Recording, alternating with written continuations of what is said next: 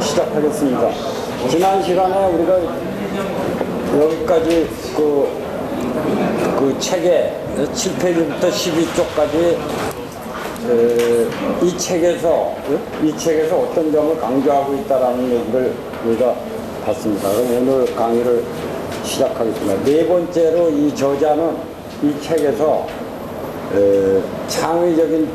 창의적인 사람이 되기 위해서는 자기가 다음과 같은 방법을 권하고 있다 그러면서 두 이슬 얘기하고 있고, 브레인스토밍과 시네틱스에 대해서 살짝 얘기를 하고 있어요.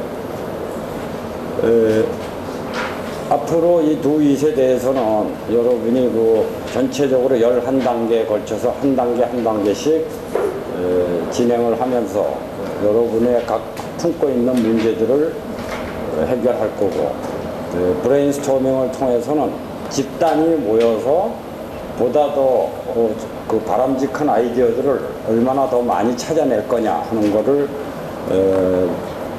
시네틱스까지는 굉장히 유추하고 좀 어렵다면, 브레인스토밍은 흔한 일반 업체에서 다 쓰고 있는 방법이니까 한번 시범을 보이면서 여러분이 직접 실습을 할 겁니다.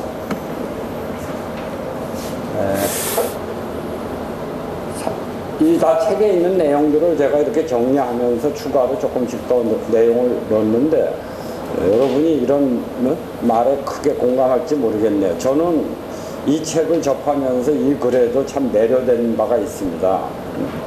우리 마음의 어두운 저편에서는 우리가 무엇을 하고 있어야 하는지를 알고 있다. 그런데 어쩐지 시작할 수가 없다. 금방 침묵을 깨트리고 행동할 것 같은데 그게 잘 안 된다. 그런 순간이 시시각각으로 계속되고 있다. 우리는 그런 상태로 계속 우왕좌왕하고 있는 것이다. 윌리엄 제이스라는 심리학자가 얘기를 했지만, 어떻게 보면 여러분도 마음속에서 내가 지금 이렇게 하면 이렇게 하는 게 아니고 뭔가를 해야 되는데 하면서도 하지 못하는 그런 상태를 잘 표현한 게 아닌가 생각이 드네요.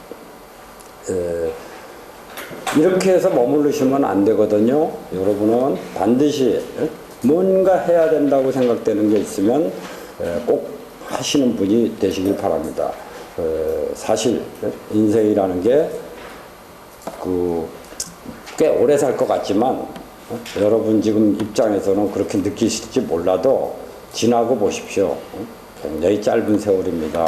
다시 되돌아갈 수는 없고, 그래서 젊은 시절에 시간을 헛되이 보내면 발전도 없거니와 노후도 정말 걱정이 되는 겁니다. 그래서 이런 남들의 뼈 있는 얘기들을 귀담아 듣고 가슴에 깊이 새기면서 행동으로까지 바뀌시는 멋진 분들이 되길 바라겠습니다. 어쨌든 이 책에서는 두 이시라는 효과적인 방법을 자기는 실제로 그렇습니다.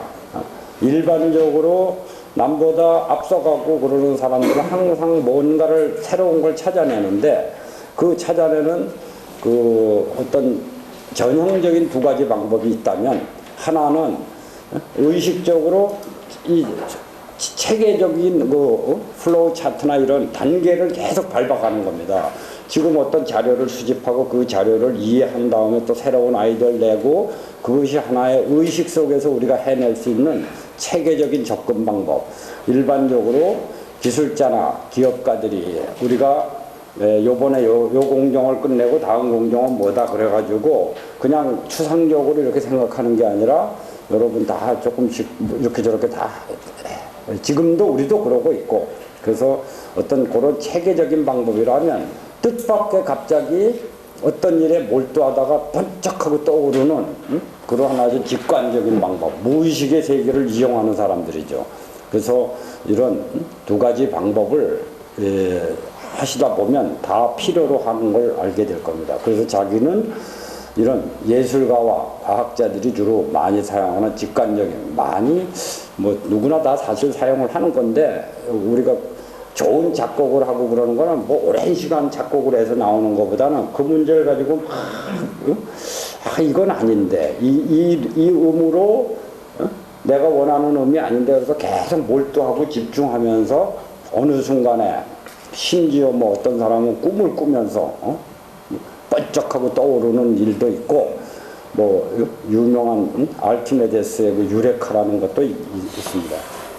어쨌든 이런 두 가지가 우리가 막연히 생각하면 굉장히 거창해서 야 그런 건 막 과학자들하고 뭐 대단히 큰일 하는 사람이 하는 거지 우리가 무슨 그런 거에 그렇게 관계가 있냐라고 혹시 생각하실지 모르지만 그렇지 않습니다. 뭐 이 책에서도 소개를 하고 있습니다만은 그냥 일반 그 우리 일상생활에서 좀 더 자기를 그냥 불편한 거를 고치는 것, 그게 바로 창의입니다. 너무 이건 나하고 관계없다라고 생각하지 마시고 항상 작은 일부터 이렇게 고치다 보면 뇌 운동이 활발해지면서 모든 일이 제대로 이제 그 해답을 찾게 되는 겁니다. 그러기 위해서는 당연히 우리가 먼저 지금과 같은 방법을 고수해서는 안 된다는 거죠. 우선 자꾸 뭐 마음을 열고 밖에 다른 사람이 이렇게 하는 걸 보고 책을 또 특히 열심히 제가 아마 수없이 강조할 겁니다. 일반적인 옆 사람한테서 배울 것도 있겠지만 사실은 어떻게 보면 이 평범한 일상생활에 지친 사람들은 100가지를 조사해서 아마 한두 가지를 배울 게 있을지는 모르지만 일반적인 그 좋은 바람직한 삶을 산 사람들은 100가지 중에서 30가지라도 건지고 그 확률이 높다는 얘기죠. 그래서 항상 마음을 열고 내가 부족하다. 그래 뭐 안 부족한 사람은 없으니까 내가 부족하다. 그래 좋다. 내가 이제부터 그러면 그 부족함을 메우면 될 거 아니냐 하고 노력을 하셔야 되고 그러자면 남의 말 한마디도 무심히 듣는 것보다는 아, 저 사람이 저런 뜻에서 강조를 하는구나 라고 믿고 그 귀를 기울이셔야 되고 그래 나도 지금은 아직 미숙해도 언젠간 된다라는 자기 자신에 대한 믿음을 좀 가지셔야 된다는 얘기와 어떤 일을 하면서 그 일이 에휴 죽지 못해 하는 거지 뭐 이런 거보다는 이왕에 하는 거 재미있게 한다 이거죠. 그래서 많은 사람들이 그 일 속에서 진짜 행복하다 하는 걸 우리가 알 필요가 있는 거죠. 그래서 이거는 저거 앞에서도 저의 서론에서도 비슷한 말씀을 계속 드리는데 누구에게 들어도 다를 게 없습니다. 사실은. 그래서 우리는 저는 이 사람의 책만 보면은 그냥 그런가 보다 할 수 있을지 몰라도 저는 자꾸 그 뇌세포 얘기까지 해가면서 또 윌마 루돌프 같은 소아마비 환자 얘기도 했고 그들이 그렇게 불리한 조건에서도 해냈는데 우리가 뭐가 부족해서 자꾸 이렇게 주저앉을 거냐. 저는 보다 좀 더 여러분한테 강력하게 하면 다 됩니다라는 얘기를 드리고 있는 겁니다. 우리는 그럴 능력과 자질이 있기 때문이지 없는 거 억지로 만들어서가 아니라 있는 거 제대로 찾아서 활용하자는 게 제 생각입니다.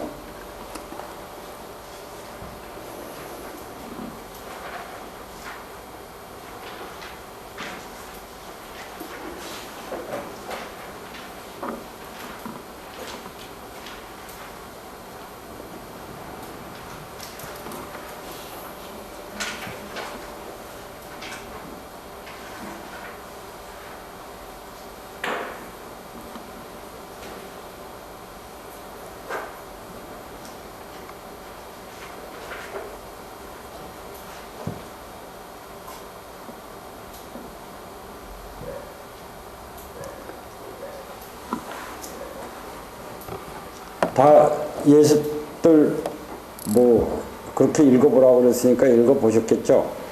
네? 그 마크 트웨인의 천국 이야기가 천국 방문했다는 이야기가 12쪽에 있거든요. 그 베드로가 어쩌고 그런 거 아시죠? 그러니까 책을 자꾸 하라는 거는 꼭 해 오셔야지 저하고 보조를 맞춥니다. 이 세상에 타고난 사람 없습니다. 설사 타고났다 한들 그가 갈고 닦고 개발하지 않은 것은 죽고 사장됐습니다. 황폐화되고 그 황량한 쓸모없는 불모지의 땅으로 변해버린 겁니다. 우리가 그 땅을 되찾아서 기름진 옥답으로 만들어야 된다. 제가 한 얘기하고 뭐가 다르겠습니까? 과거를 답습하지 마라. 이제부터 새롭게 변해야 된다는 과거라는 것은 우리가 거기서 얻을 수 있는 교훈을 얻는 겁니다. 아, 그거 잘못됐다. 잘된 거는 두 배로 더 이제부터 더 잘 되자. 잘 되게 하자 하고 좋은 아주 교훈이 되는 교육 자료죠. 그래서 지금까지 잘못된 거를 이제 내일의 희망찬 내일, 꿈을 갖고 내 꿈이 무엇이니까 나는 그 길을 가야 되겠다라고 새로운 미래를 창조해 보는 거고, 그러다 보니까 자꾸 미련하게 이런저런 시행착오를 많이 거쳐요. 근데 그 시행착오라는 거는 여러분만 겪는 게 아니고 모든 사람, 지금 성공한 모든 사람도 해보니까 더 좋은 방법이 있네, 더 좋은 방법이 있네는 해봄으로써 알게 되기 때문에. 그런데 좀 더 지혜롭다는 것은 그 시행착오를 최소화하는 거죠. 시행착오 자체가 없는 거는 그것은 글쎄 제가 볼 때는 신이 아니면 있을 수 없는 일이라고 감히 자신 있게 말씀드립니다. 그래서 우리는 보다 머리를 써야 되고, 머리를 쓴다는 게 무슨 속이는 거하고 다릅니다. 나는 이렇게 했더니 10시간이 걸리는데 저 사람은 왜 3시간 만에 끝났을까? 그럼 그 사람의 좋은 방법은 무엇 때문일까? 그게 바로 머리를 쓰고 뇌세포를 활성화시키는 거죠. 그렇게 될 때 우리는 어떤 결과가 좋아서 얻는 그 기쁨, 그거보다도 남들이 부러워하는 그 무엇인가가 바로 돼 있는 겁니다. 그럼 거기에는 당연히 열심히 공부하고 연습하고, 그럼으로써 어떤 작은 지식이나마 이렇게 적용해보고 저렇게 적용해보는 자기만의 노력이 있어야 된다고 응용을 하셔야 되는 겁니다. 이게 7페이지에서 12쪽까지 제가 제 나름대로 이렇게 했고, 저는 제가 앞으로도 이런 식으로 하면은 1년은커녕 10년도 할 수 있는 내용입니다. 이 창이라는 거는 다 끝났다 해도 다시 그것은 또 하나의 기초가 돼서 초등학교 5학년이 됐다 그래서 끝나는 게 아니라 6학년에 가면 다시 또 시작하듯이 우리는 끝없이 공부할 수 있는데, 이제는 여러분이 스스로 이런 식으로 하는 거구나라는 샘플을 활용해 주셨으면 하네요. 여기까지가 이제 머릿말에 해당되는 저자가 이 책에 자기가 이런 걸 가르치겠다 또는 설명하고 있다라는 내용이었습니다. 이제 제 1부의 본격적인 내용에 들어가겠습니다.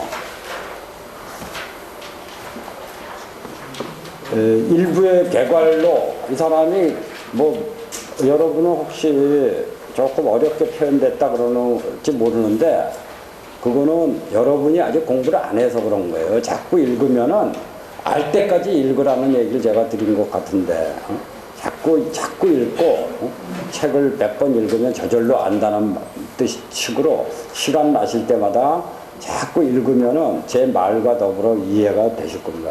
혹시 요 두 쪽에 대해서 공부하시다가 그건 제가 잘 모르겠다 하는 내용이 있으시면 지금 물어주셨으면 좋겠네요.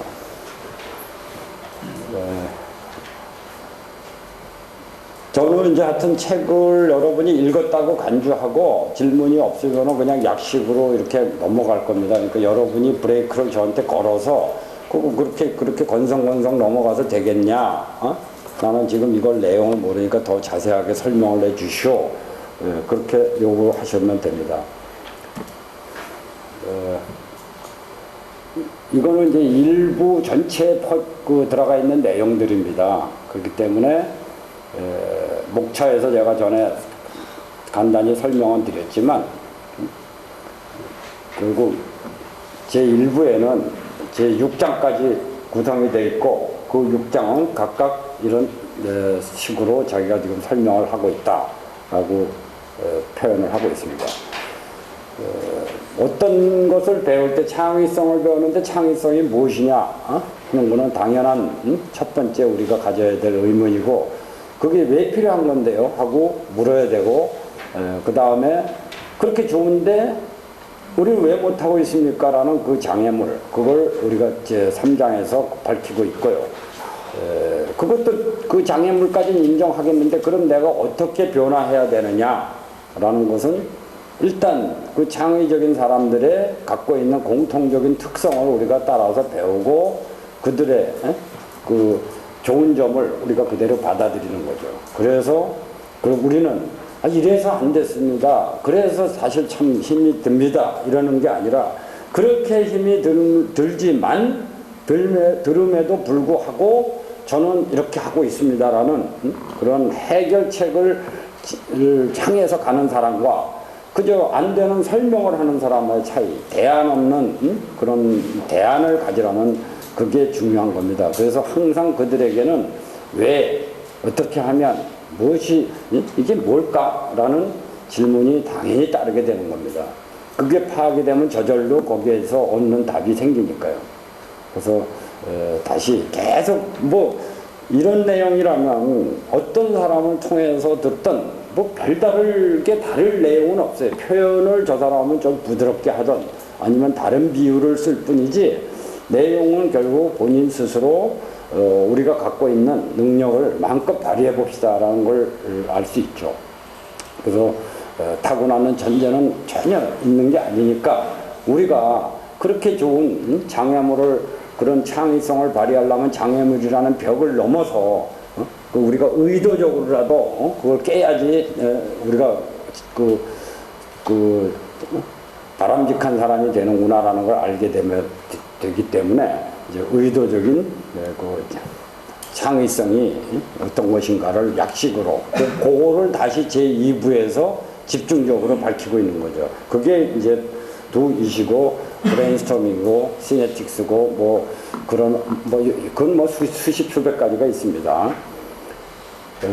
그래서 이제 이런 것들을 의도적으로 이렇게 해서 자기를 변화시키고 궁극적으로 우리 앞에 깔려 있는 이 기회를 잡아서 도전하고 그래서 성공의 나라로 옮겨가자는 얘기겠죠.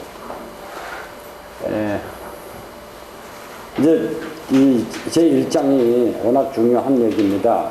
창의성이 뭐냐? 태어나기에는 창조하는 능력이다. 이런 거를 정의를, 그러니까 문제가 뭔지 아는 사람은 답도 안다는 말이 있어요. 문제가 뭔지 몰라요, 어떨 때는. 알아도 안 풀리는 문제들도 있습니다만은 일반적으로 이게 문제다 그러면 답은 거기에 바로 따라 있어요. 그래서 우리 회사 벽에는 문제 있는 곳에 답도 있다라는 문구를 여러분이 자주 보게 되는 겁니다. 실제로 어떤 창의성에 대한 정의를 알게 되면 창의성이 그냥 머리에 인식이 되고 그럼으로써 우리는 그 창의적인 사람이 되는 거죠. 그래서 사전적인 얘기야 창조하는 능력이지만 그 정도 가지고서는 무슨 말인지 우리가 이해하기 어려워서 이제 여러 가지 또 다른 의미의 표현으로 정의를 우리가 이제 보게 되겠습니다. 어쨌든 이 세상에는 수많은 종류의 그 직업도 있고 또 사람도 달라서 음악가로 성공했다 그래서 야구 선수하고 다를 것 같고 똑같이 하지는 않을 거 아니겠습니까? 원리는 같겠습니다만 그래서 우리는 그 수많은 분야에서 자기 나름대로 그 어떤 경지에 올라간 사람을 분명히 뭔가 있어요, 그 사람들은. 그래서 그런 사람들은 창의적인 사람이 아니겠냐고 할 수 있죠. 그런 걸 아주 표현이 적합한지는 모르지만 이렇게 조금 꾸며서 멋있게 하면 인류 요리사가 그 분야의 인류는 그 어떤 분야의 인류보다 낫다라는 얘기를 이렇게 머슬로우가 한번 한 적이 있죠.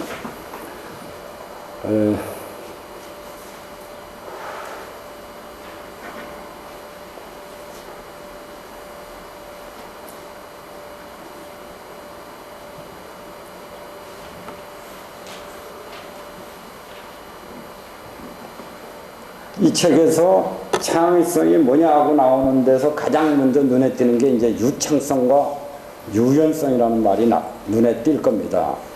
실제로 중요한 그 아주 키워드, 핵심되는 단어들이지만 이거 가지고도 좀 뭐 미진한 점은 있죠. 근데 어쨌든 그만큼 제일 정의를 내리면서 창조하는 능력이다. 그건 뭐 그냥 국어사전적인 풀이라면 이제 다른 비유를 통해서 그래서 어떤 이런 정도의 사람이면 창의적인 사람이 아니냐라는 대표적인 말이 유창성과 유연성이라는 말을 사용합니다.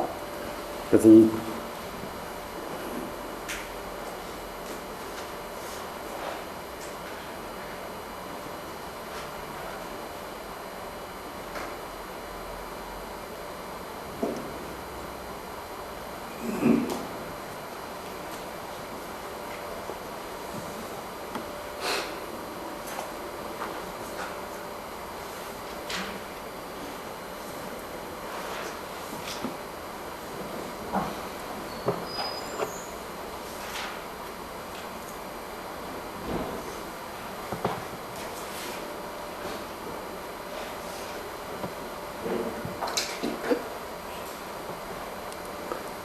창의성에서 제일 먼저 나오는 이 유창성과 유연성은 책에 있는 그대로 유창하다 하면 뭐 그냥 아무 막힘없이 거침없이 그러니까 이게 문제다 그럴 때 딱 답이 줄줄줄줄 나오는 사람들은 유창한 사람입니다. 일단 1차 관문은 통과한다는 얘기죠.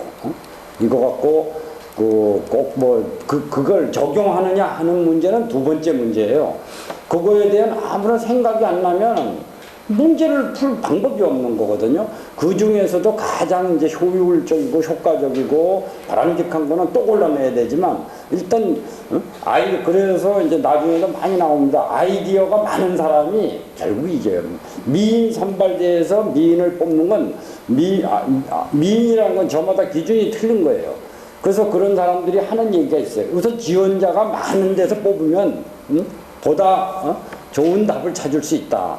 아이디어의 세계도 똑같은 거죠. 아이디어 개수가 많은 사람에서 뽑아내는 답하고 때로는 많아서 뭐 혼동된다고 그러지만 그건 부차적인 문제고 아직 그 사람의 질이 수준급이 아니라서 그런 거고 우선 개수를 많이 모으는 겁니다. 그래서 그런 거를 할 수 있는 것 어떤 문제에 대해서 수많은 해결책을 거침없이 그러니까 특히 상황이 아주 긴박한 상황들이 있습니다. 문제가 지금 막 수도관이 터졌는데 이거 진짜 어디서 저 수력발전소부터 물이 어떻게 왔나 그 바보죠.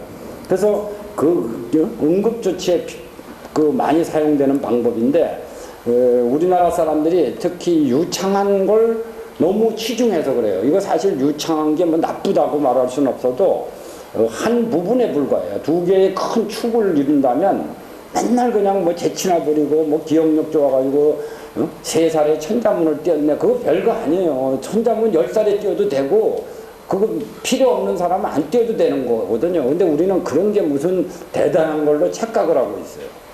그래서 그러나 이제 보다 큰 문제 앞에서 이러한 기본기 유창성과 유연성이라는 두 개의 기본기를 가지고 어느 쪽으로 들어가서 한쪽으로 임시분변을 부리면서 한편으로는 또 깊은 고뇌에 찬 아주 깊은 정답을 찾아내는 이중 작업이 계속되겠죠. 여기서 그에 상응하는 유연성을 먼저 잠깐 설명하면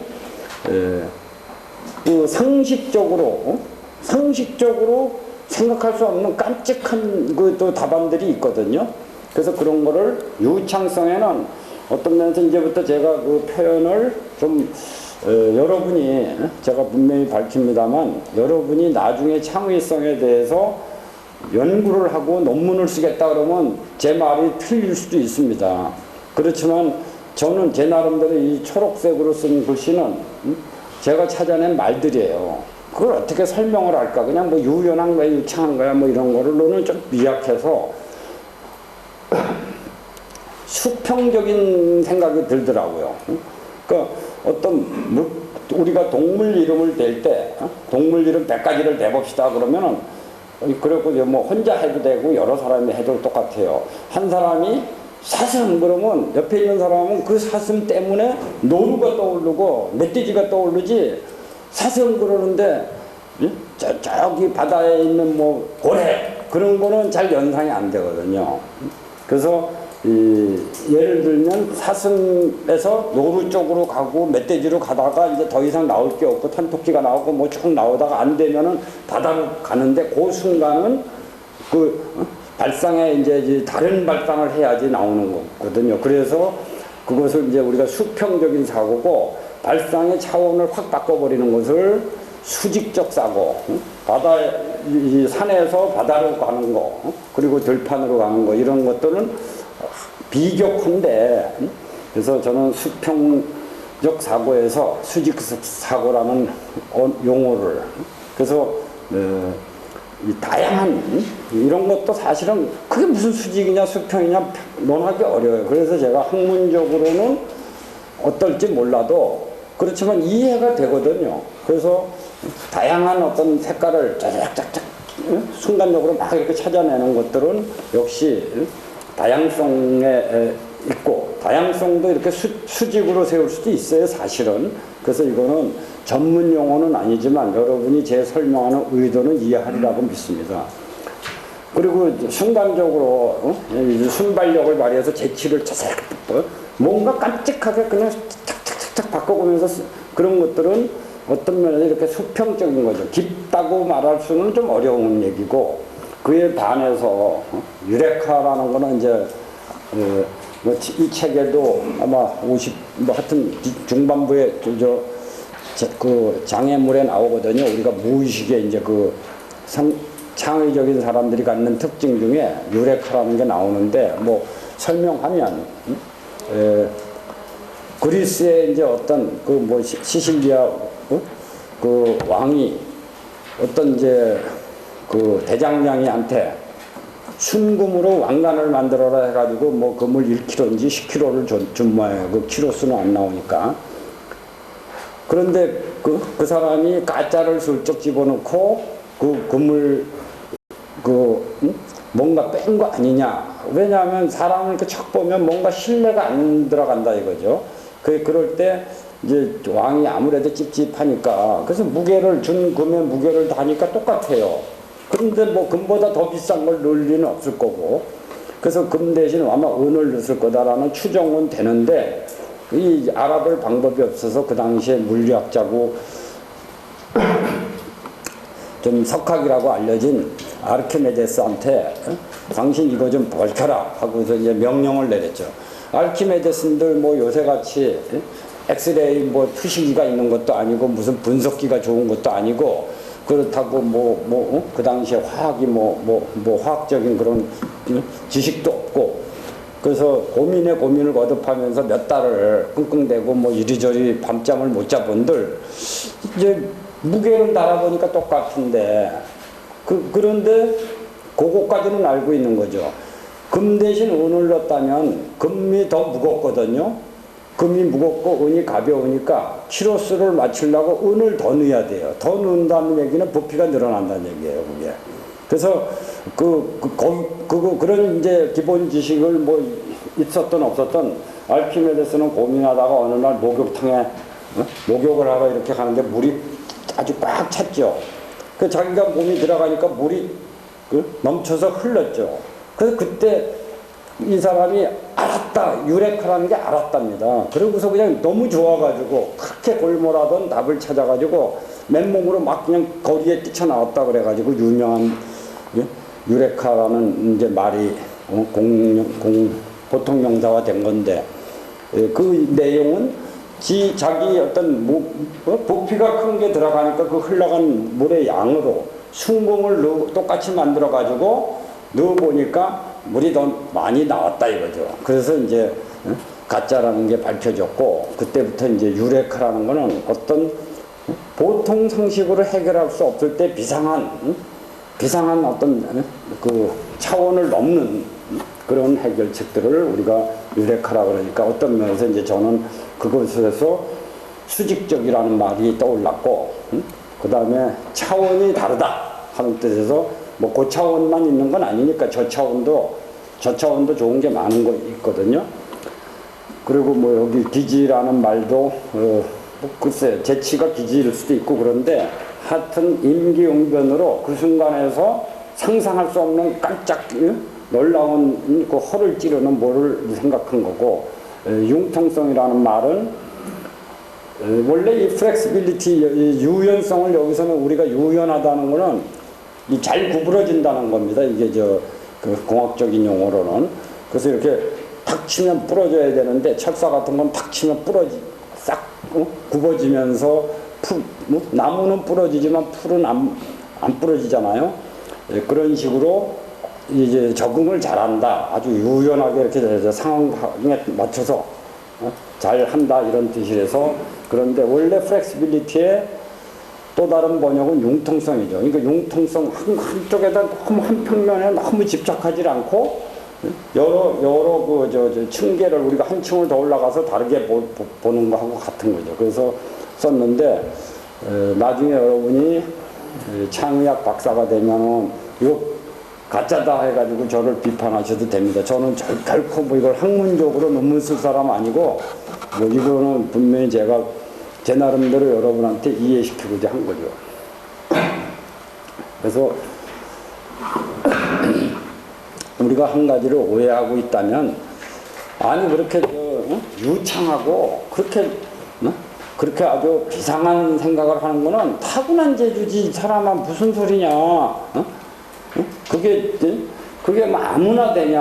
나 같은 존재가 뭐가 되냐? 그래서 제가 남들은 하루에 천리길을 갈지언정 나는 한 달이라도 갈 수 있다라는 말을 한 겁니다. 실제로 그래서 제가 또 그 세포도 불과 우리가 이 뇌세포 가지고 있는 그 연결선이라는 거는 140억 개를 연결하면 10의 동그라미가 800개가 붙는다. 100개면은 이 우주에 있는 총 원자의 개수가 모이는 그 숫자에서 500개가 빠져도 우리는 어마어마한 숫자라는 거죠. 우리가 결코 이 잠재력이나 뇌세포라는가 기본 그 능력으로 볼 때 우리가 이게 무슨 남하고, 그 사람들은 머리가 좋은 게 아니라 그 사람도 우리였는데 그걸 알고 그쪽으로 가버린 거죠. 그래서 우리도 노력하면 그들 따라서 꿀릴 거 없이 된다 이런 거고, 이런 창의력을 그 융통성과 유연성 두 개로 설명이 다 되느냐? 글쎄요, 너무 제가 봐도 저도 이겁니다 하고 하나 더하기 하나가 둘이라는 식으로 얘기하면 좋겠는데, 이 책에서도 고심한 흔적이 여러 개 보이죠. 책을 읽어보면 저자가 고심하고 요거 어디로 빠져나가려고 애쓰는 장면들이 보이거든요. 그래서 저는 책에 있는 내용을 그대로 적어본 겁니다. 새로운 아이디어나 참신한 통찰력을 발휘할 수 있는 능력, 자연스러운 변화나 정상적인 방법으로는 안 되는 어떤 것을 만들어내는 과정. 그렇지만 이거 우리가 잘 보면 말은 그럴듯한데 새롭다는 게 뭐겠습니까? 오늘 나온 새 차는 지금 우리 눈에 새롭지만 이미 또 1년 후에 보면 그거 다 그냥 기존의 평범한 거예요. 여태까지 이 문화가 발달하고 과학이 발달하는 거는 그런 늘 새로운 것에 축적된 하나의 결과물에 불과한 거죠. 그래서 어제까지 난해하고 어려웠던 것도 오늘은 아무것도 아닌 그런 물건, 뭐 30년 전, 50년 전에 컴퓨터가 나오고 핸드폰이 나온다는 거 상상을 못했지만 이제 뭐 그거 가지고 무슨 뭘 그렇게 자랑하냐 하는 거나 같은 내용이죠. 그래서 우리는 앞으로 창의적인 사람은 지금 나올 거 다 나왔다는 말이 있을 수가 없는 거라는 걸 알게 되죠. 항상 그보다 또 새로운 걸 찾아가야 되기 때문에. 그래서 그런 기준은 없다. 언제든지 우리가 새로운 걸 접하는 그 순간부터 그것은 다시 또 새로운 것에 대한 하나의 그 기초일 뿐이다. 고정된 인습을 깨트리는 것도 우리가 이 자기 막혀있는 이 습관 하나를 못 고쳐요. 사람이 사실 변한다 하는 게 그렇게 쉬운 건 아니거든요. 그래서 그런 걸 깨트릴 줄 아는 사람은 이미 창의적이다. 그래서 자기 나름대로 어떤 독창적인 새로운 것을 만들어내는 사람이다. 그렇다고 새로운 거라고 무미건조한 거, 아무 내용도 없는 거, 그냥 처음 나왔다는 오로지 그 이름 하나 가지고 그걸 위해서 일하는 사람들도 꽤 많거든요. 그래서 그런 거는 안 하느니만 못하다. 그래서 무서운 적이다. 쓸데없는데 에너지는 뺐거든요. 그래서 그 괴테의 말을 제가 거기 적어놨을 겁니다. 그래서 결국은 이렇게 저렇게 해서 새로우면서도 최종 결과도 좋고 모든에게 의미 있는 한다는 거고. 그러나 이런 게 모두에게 의미 있다는 것도 알고 보면 그 참 기준을 어떤 사람한테 절박한 게 나한테는 아무 절박하지 않은 경우가 많거든요. 그래서 그 기준조차도 우리가 과연 창의의 그 성을 창의를 말하고 창의성을 말할 때 어려운 것들이 표현하기에 그럼 어떤 것을 잘 들을 수 있는 능력도 창의고 자기의 개성 있는 주체성을 자신의 이렇게 복잡하게 설명을 해도 그것 또한 조화롭게 주변과 더불어서 행복하게 그 어떤 새로운 걸 만들어내는 것도 창의고 어떤 그 새로운 참신한 어떤 그런 산출물을 뽑아내는 것도 역시 창의고 결국은 항상 의식이 깨져 있는 사람은 다 이렇게 보는 게 다르다는 얘기죠. 그러면 항상 그냥 작은 일상생활까지도 개선이 된다는 겁니다. 뭐 책 다 읽어보셨으리라고 생각하고 오렌지 거기 이 저자가 거기서 이것도 창의입니다라고 4가지를 표현하고 있죠. 그래서 첫 번째는 옛날에는 노란색으로 이렇게 공사판이나 이런 데서 노란색으로 했는데 뭐 그게 그 알루미늄이라서 뭐 잘 먹히질 않아서 차라리 그 노란색에 뭐 이렇게 그 황토색 같은 흑색으로 실제로 우리가 노란 뭐 빨강 노랑 파랑이라고 그러지만 안 그래요. 잘 보면 노랑도 오렌지고 파랑도 초록이고 그 빨강은 뭐 그래도 빨강은 그대로인데 그런 식으로 교통 뭐 사람 운전자에게 눈에 잘 띄게 사고 예방의 그런 차원인데 그걸 그 사람이 자꾸 이 노란색으로 안 되니까 바꿨더니 아주 효과를 봤다. 그런 것들이에요. 지금 불편한 거를 고치는 것도 창의예요. 그러니까. 그래서 뭐 어떤 사람 경우는 자기 집에 수도가 파열이 돼서 뭐 사실 누구나 그렇게 안 하겠어요. 옆집에 가서 우리 수도가 지금 못 쓰고 있으니까 너희 집에다 좀 이렇게 호수 좀 대가지고 우리 집 좀 물을 좀 쓸 수 없냐. 그게 창의예요. 여러분도 다 창의적인 사람인데 이런 그런 생각도 안 한 사람은 물 못 써 그러고서 그냥 있는 사람이죠 뭐. 그러니까 그런 수도꼭 그 호수 문제가 아니라 어떤 작은 문제 큰 문제를 지혜롭고 현명하게 풀고 합리적으로 푸는 사람들이 모두 이런 창의인 겁니다. 또 다른 사람은 뭐 물바지 그림까지 그려가면서 뭐 물바지를 화분을 멋있게 거실에 걸었더니 물을 줘야 되는데 물이 떨어져서 그 물바지를 요만큼 됐다. 당연히 뭐 보기에 흉한지 뭔지는 또 다른 차원이지만 적어도 물 문제는 해결한 거죠. 그거 더 이쁠 수도 있죠. 보는 사람에 따라서.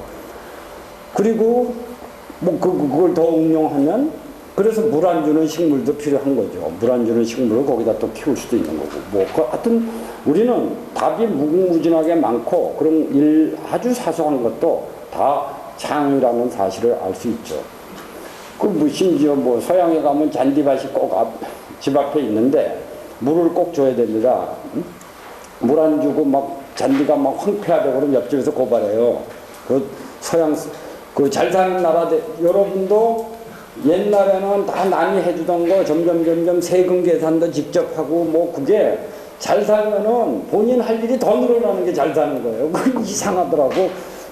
아무것도 안 하고 쉬는 게 아니라 점점 더 힘들어져요. 사실 개인적으로. 그 대신 똑똑해지죠. 그거 안 하고 이러고 있으면 이 나이에 제가 운전을 해도 제가 나름대로 반사신경이 아무래도 있는데 그 김군 자네가 하게 이런 식으로 이렇게 뒷전하면 저 그냥 석고되는 거예요. 제 나이도 뭐 작은 나이 아니거든요. 그래서 그 나름대로 그런 직접 뭐 운전 하나에서도 손해도 있지만 시간도 뺏기고 뭐도 뺏기지만 이득도 또 많은 거죠. 그래서 호수 이렇게 물 주다가 맨날 그게 굉장히 길어요. 저기 뭐 여기까지 나가서 이렇게 하면 호수가 길으면 맨날 걸리적거리고 또 겨울에는 동파되고 뭐 이런저런 문제들인데 뭐 이런 말뚝 하나 해놓고서 거기다 빙빙 감았다. 그것도 창의예요. 그 우리가 지금 그냥 무의식적으로 하던 뭐든 그런 거를 전부 의식의 세계로 끌어오는 거죠. 그러니까 전부 자기가 불편한 문제들이 있으면 그냥 내버려 두지 말고 고치자는 거죠. 이게 지금 여기까지 28페이지, 8쪽까지 내용이고 창의성의 정의를 설명을 정확하게 한 거죠. 그 다음에 연습 문제는 여러분이 꼭 하셔야 됩니다. 아까 유창성과 유연성을 얘기를 했는데 이제 제가 옛날에 5번째 강의에서 이런 숙제 낸 거 기억나시나요? 다 하셨어요? 다 해보신 분? 전혀 한 번도 안 해본 분 차라리 아주 이럴 때 좀 양심 좀 봐야겠어. 그 쳐다본 적도 없고 기억나지도 않습니다. 기억은 나는데 그런 일이 있었군요. 이걸 보니까 또 생각나네요. 그런 분 손 들어보십시오. 그걸 열심히 해야 돼요. 제가 사실은 이렇게 2번째 강의를 하는 건데 뭐 사람들이 착해서 그런지 뭐 질문을 잘못해서 그런지 뜻밖의 너무 공부를 안 해왔다고 해서 진짜 그게 이제 다르네요. 그러면 내가 진짜 참 그래갖고 내가 아까 사실 굉장히 기가 팍 죽었어요. 나 같으면 야 이거 뭐 하다가 안 되는 거는 뭐 할 수 없더라도 또 네가 도대체 얼마나 잘 가르치지 듣고 보잖아요. 하여튼 너 끝까지 따라간다. 내가 그런 식으로 또 그런 게 좀 악바리 정신도 좀 있어야 되거든요. 그래서 이거 해보신 분은 혹시 어디가 애로사항이 어디 있었나요? 사로 4번 해가지고 10만 드는 게 아니에요. 대단하시네요. 또 10은 진짜 어려웠어요. 그게 이제 그래도 1부터 9까지도 만만치 않죠. 그래서 괄호까지 안 쓰고는 안 되는 겁니다. 이 문제는 괄호는 쓰는데 3쪽에서는 잘 풀렸고요. 드디어 내가 범생 하나 만났네. 아주 그냥 여기서 범생들이 나와야지. 열심히 하세요. 이거 제가 간단하게 무슨 깜짝 쇼나 하고 사람들 뭐 퀴즈나 내놓고 너 머리 좋니 나쁘니 그런 게 아니에요. 지금 유창성과 유연성을 지금 바로 실습하는 겁니다. 그쪽에 그 문제가 애로사항이 있다면 저도 직접 내가 다 하면서 애로사항이 있습니다. 이게 꼭 없죠. 이게 뭐 이러면서 그러면서 저의 막히는 이쪽은 내가 내 활동이 문제가 있구나. 그걸 체크할 수도 있잖아요.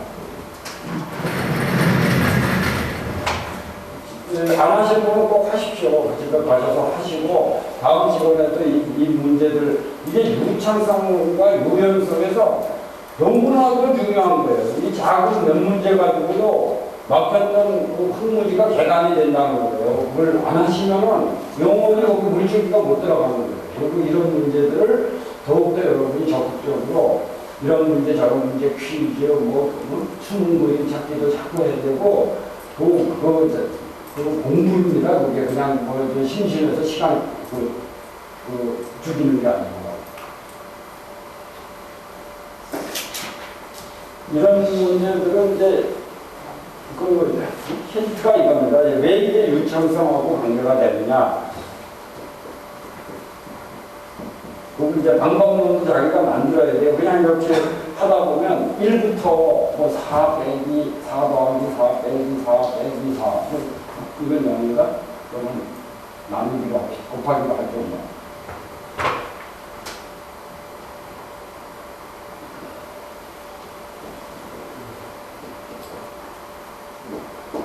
이런 식으로 할 수도 있고 답은 여러 가지가 있거든요. 한 가지가 아니거든요. 4 더하기 4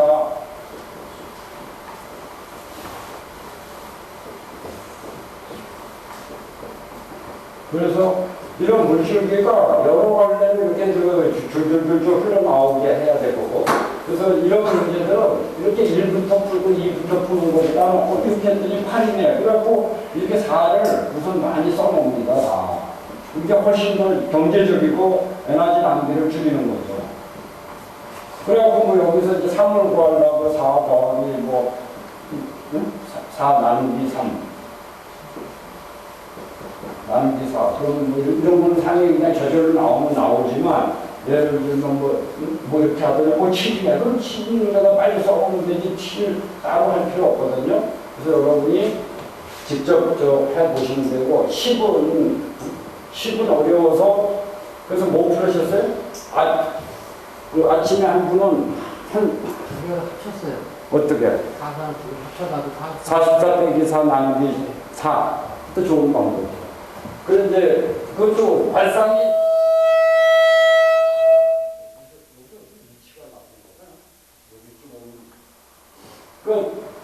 도저히 여러분도 직접 해보시면은 10은 만만치 않네. 다른 거는 그래도 이렇게 되는데 10은 잘 안 나옵니다. 그래서 이제 지금 저분 하신 얘기로는 4 빼기 4 나누기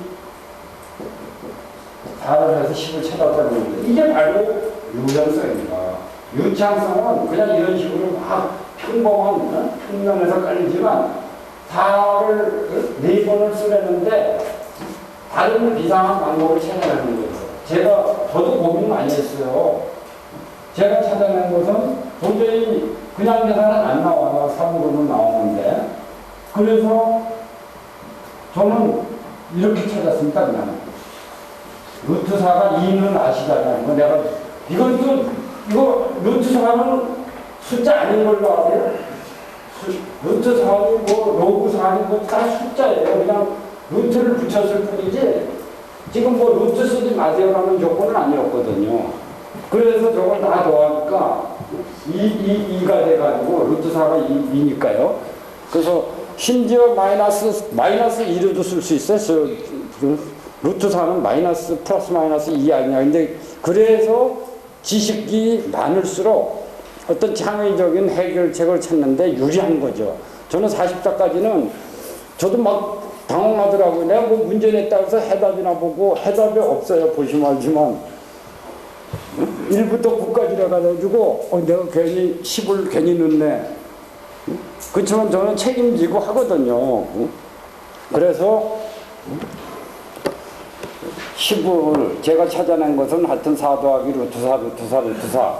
10은 뭐 3 가지고 10 만드는 건 비교적 쉬웠고, 답은 항상 여러 가지로 4 더하기 4 가로 해서 뭐 4 더하기 할 수도 있고, 답이 여러 개가 나올 수가 있어요. 그러니까 항상 우리는 내가 찾아낸 답이 정답이라고만 착각하지 마시고, 항상 그래서 자꾸 열어야 돼요. 창의적인 사람은 지꺼 가지고 우기질 않아요. 그래서 남이 무슨 얘기를 하나를 우선 듣고, 그래서 그 사람의 말이 틀렸으면 그걸 얘기해 주면 되는 거지, 내가 맞고 너가 틀리는 그런 세상이 아니고, 그렇게 하면은 그 지식이 발전을 못 하는 겁니다. 그래서 어떨 때는 때때로 암담하게 이게 왜 이렇게 답이 안 나오지 그럴 때 에이 덮어 그러지 말고 뭔가 내가 다른 길을 지금 아직 못 연상하는, 그게 지금 유연성을 플렉시빌리티를 키우는 길이에요. 그런 거 몇 번 해보면 어떤 문제라 그래서 이거 지금 수학적으로 장난 아니거든요. 이거 그냥 다 맥락을 같이 하는 겁니다. 우리가 1이라는 4444를 갖다 놓고 이렇게 저렇게 막 깔면서 곱하기 나누기 빼기 더하기 가지고 이렇게 풀지만은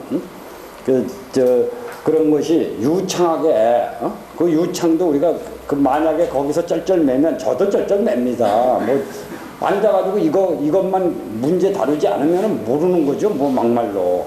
그래서 여러분이 직접 옆에 사람 답을 보고 그걸 음미한다면 그거 아무 도움이 안 돼요.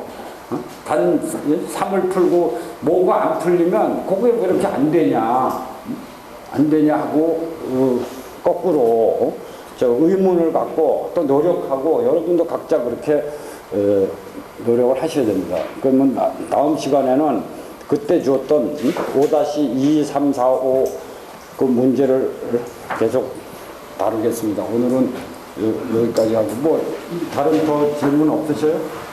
꼭 하세요. 좀 책도 미리 읽어야 되고 그리고 모르는 거 괜찮아요. 저도 사실 제가 내는 문제도 저도 몰라요. 근데 내가 분명한 건 답은 나오고 치사하게 짜자 나는 알고 있어. 그거 선생님은 그러는 거잖아요. 선생님도 노래도 많아요. 그리고 결코 여러분보다 머리 좋아서가 아니에요. 그렇지만 내가 한 가지는 여러분보다 더 열심히는 해요.